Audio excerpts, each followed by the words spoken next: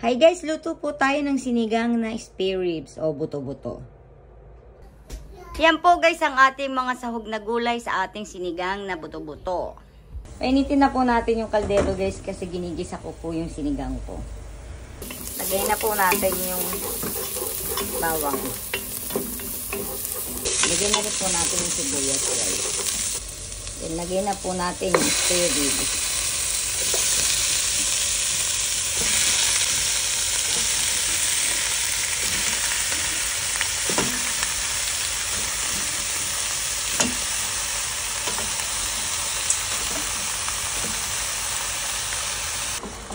Haluin lang po natin siya guys.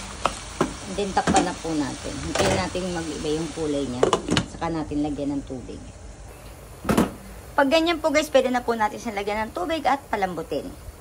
Ayan guys, nalagyan na po natin siya ng tubig. Timplahan na po natin siya.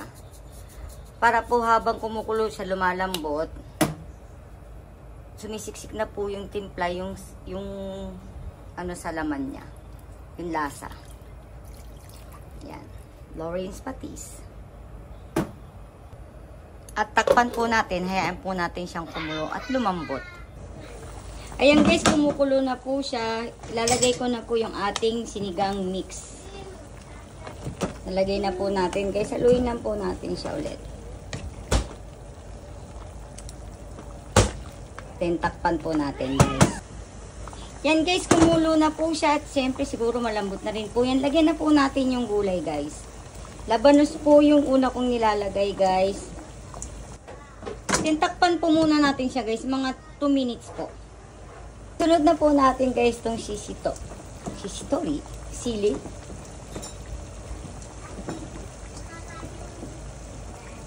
Meron pa palang labanos. Yan. Tapos po guys yung ating enoki. Yan. Mushroom po yan guys. Then, takpan lang natin. Yan guys, pagkulo po, lagay na natin, sunod na natin yung okra.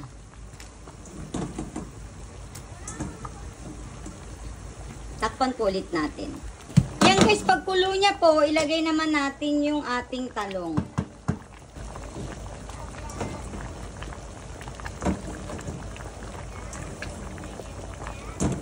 Apaw na siya, OMG. Takpan po natin guys. Guys, last natin ilagay yung ating spinach. Takpan po lang natin siya guys, tapos patayin natin yung apoy. Pwede na po siya, luto na yan. Yan po guys, luto na po ang ating sinigang na spare ribs. Kain na po tayo. Thank you for watching. God bless po.